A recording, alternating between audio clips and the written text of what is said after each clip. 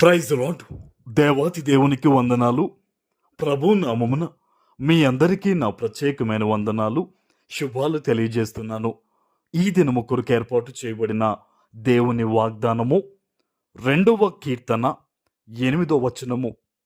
నన్ను అడుగుము, జనములను నీకు స్వాస్యముగాను, భూమిని దిగంతముల వరకు సొత్తుగాను ఇచ్చెదను. దేవుని నామానికి మహిమ కలుగునుగాక. ఈ ఉదయకాల సమయంలో సర్వ సృష్టికర్త అయిన నీ తండ్రి నిన్ను ఆశీర్వదించి గొప్ప వాగ్దానాన్ని నీకు అందిస్తూ ఉన్నారు. హల్లెలూయా. ఆయన అంటూ ఉన్నారు చూడండి, నన్ను అడుగు అనే మాటను ఈరోజు దేవుడు నీతో పలుకుతూ ఉన్నారు. నువ్వు ఎవరెవరినో ఏదో సహాయం అడుగుదామని ఆశ కలిగి ఉంటున్నావేమో. నా కష్టాల నుంచి వీళ్ళైతే నన్ను బయటపడేయగలరు, నా శ్రమల నుంచి వీళ్ళైతే నాకు సహాయం చేయగలరని అనేక రకాల ఆలోచనలతో నువ్వు ఉన్నావేమో. ఈరోజు దేవుడు ఏం చెప్తున్నారో తెలుసా? నీకు ఏ అవసరం ఉన్నా నన్ను అడుగు అని దేవుడు సెలవిస్తూ ఉన్నారు. ఈరోజు చాలామంది మేము క్రైస్తవులమే అని చెప్పుకుంటూ కూడా దేవుని సన్నిధిలో ప్రార్థన చేసేవారు కరువైపోయారు. ఈరోజు నన్ను అడుగు అనే మాటకు అర్థం ఏంటో తెలుసా?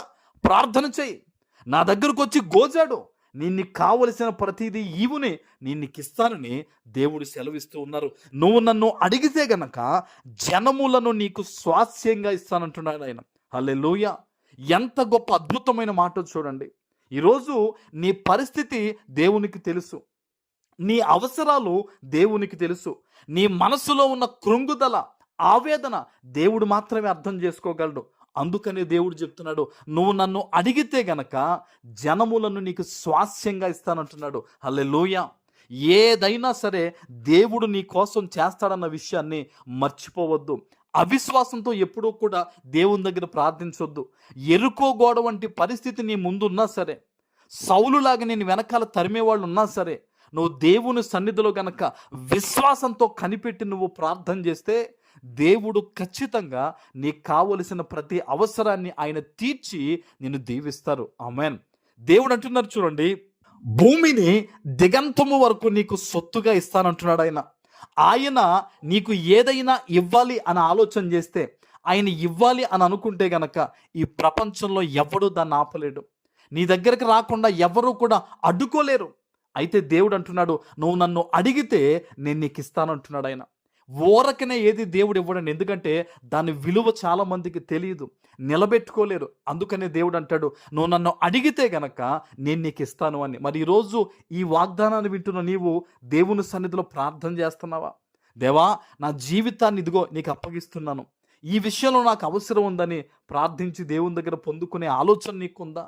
దేవుడు ఈరోజు ఈ వాగ్దానం ద్వారా నీతోనే మాట్లాడుతున్నాడు. ఏ అవసరతున్నా, ఏ ఆలోచన ఉన్నా ప్రార్థన చేస్తే నువ్వు పొందుకుంటావు అనేది దేవుని యొక్క ఆలోచన అయ్యింది ఈరోజు, ఆయన ఉద్దేశం నీ పట్ల. అందుకనే ఈ వాగ్దానం ద్వారా నీతో దేవుడు మాట్లాడుతున్నాడు.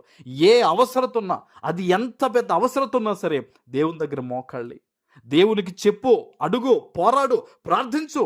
నువ్వు ప్రార్థన చేస్తే దేవుడు అంటున్నాడు కదా, నీకు స్వాస్యముగా ఇస్తాను అని. ఒకటే చెప్తున్నాను, దేవుడు చెప్పిన మాట, మీరు ప్రార్థన చేసేటప్పుడు వేటిని అడుగుతున్నారో అవి పొంది ఉన్నామని నమ్మి దేవుడు ప్రార్థించమన్నాడు గనక ఈరోజు అలాగ ప్రార్థన చేయి, ప్రతీది నువ్వు పొందుకుంటావు. ఆమేన్. ప్రార్థన చేసుకుందాం. నీతిమంతుడు అయిన మా తండ్రి, మీకు వందనాలు. ఈ ఉదయకాల సమయంలో మీరిచ్చిన ఈ గొప్ప వాగ్దానము ప్రతి బిడ్డ జీవితంలో నెరవేర్చి స్థిరపరచమని యేసు నామమున ప్రార్థిస్తున్నాను తండ్రి. ఆమేన్.